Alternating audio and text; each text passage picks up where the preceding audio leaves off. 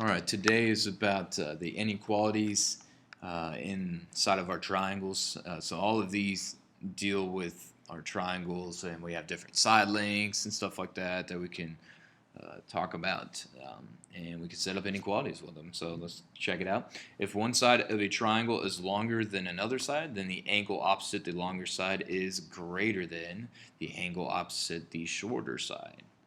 So that's just saying short angles are across from, or small angles are across from short sides, and large angles are across from large sides there. So we can say here, looking at these opposite sides across from our angles, side AB is the longer side, so this angle C is going to be greater than angle A. Okay. Another one here, theorem 5.11 there. If one triangle is, or if one angle of a triangle is larger than another angle, then the side opposite the larger angle is blank than the side opposite the smaller angle. So this once again is going to be greater than. So what is it saying here? If we have a picture, we're saying since the 50 degrees is a larger angle, side BC must be the larger side. So it must be larger than, I guess, side AB. That's all that's saying there. Okay, so really the only thing that people typically mess up is following the instructions here. So notice here it says list the angles from smallest to largest angles. So I'm looking here at my picture. I'm looking at the smallest side first, and that's 6. So that means the smallest angle has got to be angle C. So we'll say angle C. The next smallest side is 15, so that's across from angle A. And then the next largest, or the largest side, I guess you could say, is 18, so that's got to be angle B. So be careful there on the instructions there. Number 2, same thing, different numbers. Smallest side is 6, so angle across from that is R, so angle R. Next smallest is 8, that's across from angle P. And then obviously angle Q after that is the next largest. So those are typically straightforward. Now the next few, they give us the angles, and now we're going to write our sides from longest to shortest there. So they're kind of changing it up on us there. So I'm looking for the bigger, or the biggest numerical value for angles, so that's 70 degrees there. And that is across from side ST or TS, it doesn't matter which way you put it. So side TS, next is the 60 degrees, that's RS. And then across from the 50 degrees there, so that's RT. You don't have to draw the arrows every time, that just kind of helps me keep things organized. Now, if you get an example like 4, this one's kind of weird because they only write out one of the angles. They write out that you have 35 up here by H. Got to keep in mind, though, over there by K, that's got to be 90 right there because that's a right angle. So automatically know that's probably going to be the biggest one in this case here. That'd be HJ. Reason it's the biggest one because all the angles got to add up inside to 180. So that means this last angle J over here is going to have to be, what's that, 55, I believe. Once you subtract them and add them and equal them to 180 there. And you can get that just by doing, 90 minus 35, or you can say 180 minus 90 minus 35. Either way, it'll get you 55 degrees. So we have HJ right there as our longest side. The next longest side's got to be KH. And then the last side after that is going to be JK. So most of that stuff is straightforward. Most of it's intuitive, none of that. There's no weird theorems here that's going on that's like, oh, that doesn't make any sense at all. Short stuff with short stuff, and then long stuff with long stuff. Okay, so they asked this question here: is it possible to make a triangle from any 3 segment lengths, Y or Y not? Okay, so here's an example. Imagine I took, here, let's draw a picture up at the top. Let's imagine I took a really long side. Let's say this is 100 units. And then I have 2 other side lengths. Let's say one side length is the side length of 1 and one side length is the side length of 2. Would I be able to close this triangle up? The answer is no. You wouldn't have 1 and 2 would not be long enough to close the rest of this triangle and make it possible to make a triangle. So, the example, you could say sides of 1, 2, and 100. Okay. Now, here down below, we're going to talk about a theorem here that helps us figure out which sides we could possibly use and how to figure out the numeric value of those here. So here's the triangle inequality theorem. The sum of the lengths of any two sides of a triangle is greater than the length of the third side. Okay, so that means if we're looking at AC as one of our sides here, that means the other two sides, AB and BC, must be larger. We're talking about the measures there, so don't put the little hats on them there. All right, now we got AC. I guess we'll say plus, what do we got? AB, I guess. That needs to be bigger than the other one, so BC. And then the third case is, I guess, what do we got? AC plus BC, I guess, needs to be bigger than AB. And that's all three of your theorems there. So we can use that to go and figure out whether we can make a triangle with these or not. So you got 3, 4, and 5 as your answers. Now there's a shortcut that I do here, and I'm going to show you here in a second that what we can do. So typically I'll go 3 plus 4, is that greater than 5? And then we got to do all of your other combinations. Is 4 plus, I guess, 5, is that greater than 3? And then what's the last combination here? I guess 3 and 5, I guess, together. 3 plus 5, is that greater than 4? 3 plus 5, that is 7. 7 is greater than 5. 4 plus 5, that is definitely greater than 3 because both of them start out greater than 3. And then also 4 plus 5 is greater than 4. That's because 5 is automatically greater than 4. So all of those work out there. So what I'm going to do here is kind of focus on this first one here, and we're going to write this down for one of our theorems. What we want to say here is the small, if it'll let me write, the small plus the other small needs to be greater than the longest. And that's kind of a rule or a little trick that speeds these problems up. If you look at your two short sides, because that's the only thing that'll mess it up, the two short sides compared to the longest side, if you compare those, you can quickly tell if you can make a triangle or not. So I'm going to speed these next few up here. So look at this here. So we want to check the two small sides. Is 1 plus 4, is that greater than 6? In this case, you have 5 is greater than 6. That's not true. So can you make a triangle with these? No. With the first one, yes, we could. Let's try another one here. 17 and 17. So hopefully 17 and then plus another 17. We got to crack open some mental math there, or use the calculator. I think that is going to be, what is that, 34? And 34 is greater than 33, so that works out. So we say, yes, you can make a triangle. Or you could put a check mark, I guess. Let's look at a few other examples here. I mean, once you kind of get the theorem down and get the trick, they're repetitive after that. So short plus the other short greater than the whole. So here I'm looking at 48, definitely not even close to greater than 65. So no for this one. Can't make a triangle with those. Okay, be careful. A lot of you guys kind of get in this pattern here where you just write 6 plus 43 is greater than 39. Now, yes, that is true, but this isn't short plus short equals the whole, so we want to get the other order here. We want to go short plus the other short piece, which is 39. Is that greater than 43? Now, that still winds up being true, so we do say, yes, this works out. But be careful on the order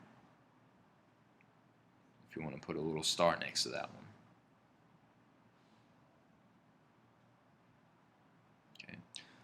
Last one here, same thing, the order's kind of messed up. Take your two shorts, 7 and 45. Is that greater than 54? I think that's going to be 52. Is less than 54, so that's not true. So one last one I want to look at here is maybe an example. If you want to add this, maybe we can call it example 11. Because I'll have a few students ask about this. What about these two? What about 3, I guess, here, 3, 3, and 6, I guess. So this one you got to be kind of careful with the way it's written, and then literally think, is 3 plus 3 greater than 6, or is 6 greater than 6? And 6 actually isn't greater than 6, it's actually equal to 6. So we say this is not true, therefore we could not make a triangle with this one. So that might be a good example there to add to your notes. Okay. Next one right here, use the triangle inequality theorem to determine the possible lengths of the third side of a triangle given the lengths of the other two sides. So this is maybe something we could have done to maybe figure out, maybe we did have a side length of 1 and 100. Maybe what would the third side length need to be to go and figure out how to close this triangle up? So this is all of that. Now with these, before I look at the rest of this stuff here, I'm going to look at it here in a moment. I'm going to show you the why behind it, and then we'll come up with a rule that kind of helps ourselves out with it. So imagine we have a triangle here. We don't know what the third side is, so we're going to call it X for right now. All right, and here's the deal. We got to do all 3 cases if we don't really know what we're doing or any shortcuts here. So I'm going to say, first of all, let's assume X is the smallest. And let's say X and then plus 6 and then is greater than 12. Okay, so that's one combination. Now we got to check all the other combinations. We got to check X plus 12. Is that greater than 6? And then finally, it's 12 plus 6 greater than X. All right, and we have 3 inequalities, so we got to solve all 3 of those. Now the first one here is pretty quick and easy because all you got to do is minus 6 or subtract 6 from both sides, and you get X is greater than positive 6. So that's one possible answer. Notice on the next one here, you got minus 12 from both sides, and then that's X is greater than negative 6, which is kind of weird. And then the last one here is actually, it's 18 is greater than X, which also means that X is less than 18. So X must be less than 18. X must be greater than negative 6. And then if we think about a number line here, this negative 6 right here, X is greater than negative 6 is automatically covered with the X is greater than 6. And let me talk about what I mean here on a number line. So if we draw out a number line, we said we need to be less than 18. So if we put 18 there, we need to be to the other side of 18. We need to be greater than negative 6. But then at the same time, we need to also be greater than positive 6. So what I was saying, that anything is covered by the positive 6, everything in this region right here will be covered right there. Anything that is greater than 6 is automatically greater than negative 6. Okay, so what we call this right here, this part X is greater than negative 6, is something we call it extraneous. We didn't actually need that information. So don't worry about that right there. So really, truly, we need X to be greater than 6 but less than 18, and then we could go and make a triangle with those numbers that are, once again, less than 18 but greater than 6. Okay.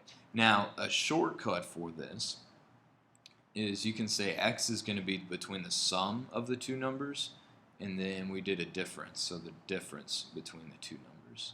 X is between the sum and the difference of the two numbers. And that'll speed this process up quite a bit. So let's try it out here. Let's go with this one here. So the sum is going to be 11. And then the difference is going to be 5 right there. So we're going to say the X value must be less than, and not equal to, less than 11, but then greater than 5. And that's how you write it. And we're going to write it as a compound inequality, typically on these problems.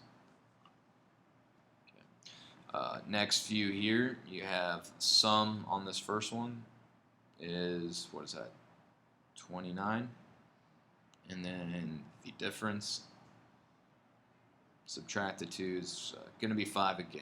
So we'll say x needs to be less than 29 or greater than 5.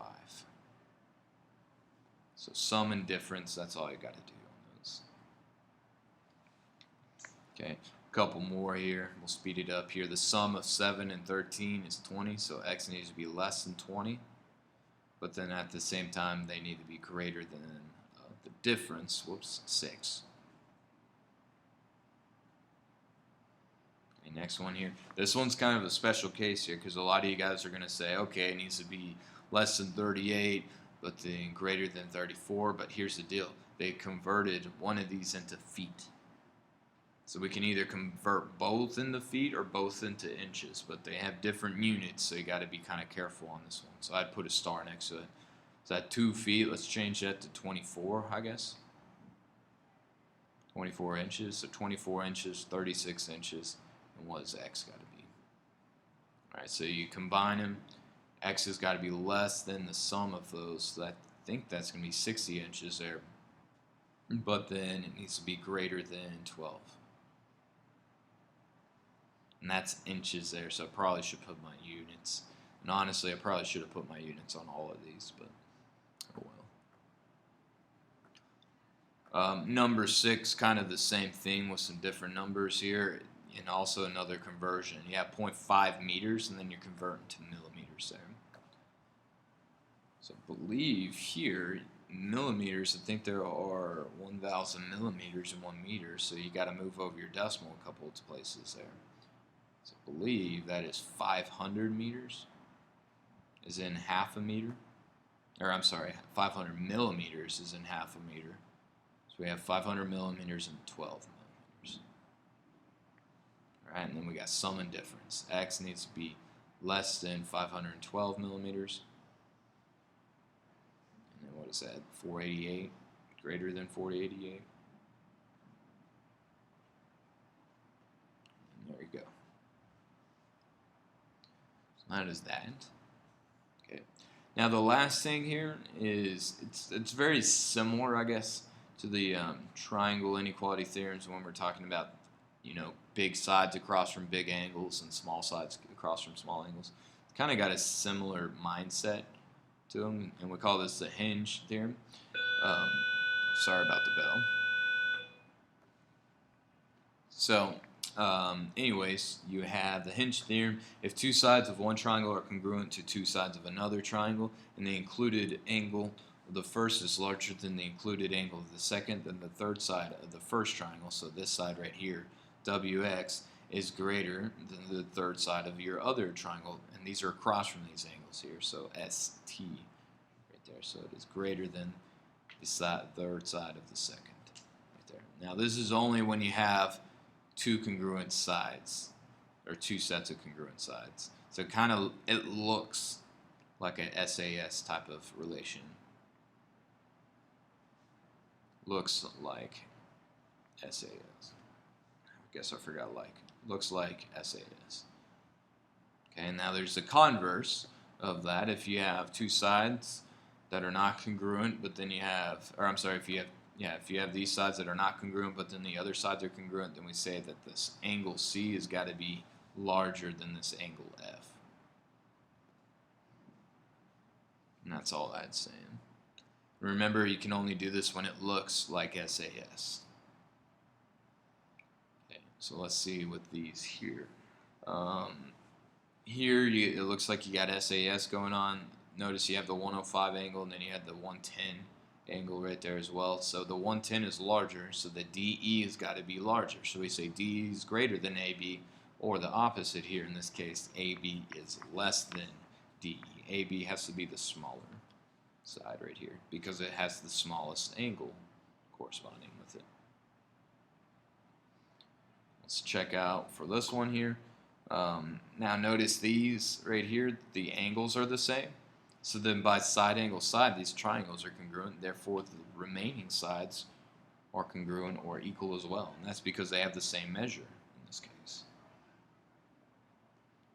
All right, so that's actually a little bit of side angle side from the last unit. Now let's look here at this one. I guess we have angle 1 and angle 2. Um, Now with this one here, they didn't tell us. I don't know. Maybe if these are supposed to be like actually connected here, because they didn't actually tell us that this was side angle side here. So we got to be kind of careful. Maybe they're supposed to be connected there. But if it was side angle side type of relation there, you would have to say this angle 2 needs to be greater than this angle 1, or you could say angle 1 is less than this angle 2 right there. But that's only if you know beforehand if these two sides here are going to be congruent, which they don't really tell us. So I think it wasn't. I think it's supposed to kind of look like 20, where they're the sides are overlapping, or you could say it's a shared side. So let's look here with this one here. So you have the side, the angle, and then the side, and then you have the side, the angle 2, or angle 1, and then the side here in the middle. So looking here across these angles, measure of angle 1 is going to be greater than the measure of angle 2, because you have the side length of 8 across from angle 1, you have the side length of 7 across from angle 2. Okay. A couple more, kind of the same thing here. You got side angle side again, you got that shared side. So here's your two sides. You have ET and then TG. Right, and the TG one's bigger, or the GT. So that means the ET is less than GT. Okay. And more from this page here, side angle side. Again, so we're good on that. But your angles are different. So let's see, angle 1 is less than angle 2 because of the sides opposite. Okay. Flip over. Now 23, I want you to put a star next to this one because this one's a little tricky here. So this one's actually got some algebraic expressions that we have to solve here. So what is a possible range of values for variable k in this picture? So we're going to use that hinge theorem and talk about which angle is theoretically the greater angle, and then we're going to solve and figure out what k could possibly be. So right here I'm seeing that the 38 degrees across from the 19, that's got to be the bigger thing. So we need to be, I'm sorry, here. So that means 5k, and sorry once again for the bell, 5k minus 12 needs to be less than the 38 because that has a smaller side going on there. Okay, so then from here we're going to solve this inequality down. We're going to add 12 to both sides, get something like 50 less than, and then we have 5k. And then we're going to divide both sides by 5. It gets us k needs to be less than 10. Now a lot of people, they'll solve this out and they'll end it there. But actually there are some values for k that are less than 10 that cannot work. For example, if I go and take a k value that's less than 10, let's say 0, and I plug that back in, we get a weird thing going on here. We have 5 times 0, which is 0, and then subtract 12, that's negative 12 degrees. And that does not work out there. We don't like when that happens there. So there are a few values that we cannot use for k that are a little bit too small. So to find out these, I guess you could call this the lower bound. We found the upper bound, or the upper boundary, or what k can't be above. So we need to go find the lower bound. And then this first example, or this first thing here, was the upper bound. So to go find the lower bound here, we need to go and say that our angle that we're working with, that needs to be greater than 0. We can't have angles that are 0 or less than 0. So we need to be greater than 0. So then we're going to solve this out. We're going to say 5k. We're going to add 12 to both sides. So 5k is greater than 12. And then we'll divide both sides by 5. And then you can say k goes into there. What's that, like 2 and some change there? 2 point something. 2.4, I believe. K needs to be greater than 2.4. Or you can use the fraction 12 over 5 right there. So that means if I plug in like 2, I'd still get a negative number. If I plugged in k equals 1, I'd still get a negative number for our angles. If I plugged in 3, that would be an angle that could possibly work. Now to write it as a compound inequality, we want to say k is less than 10, but then k is greater than 2.4.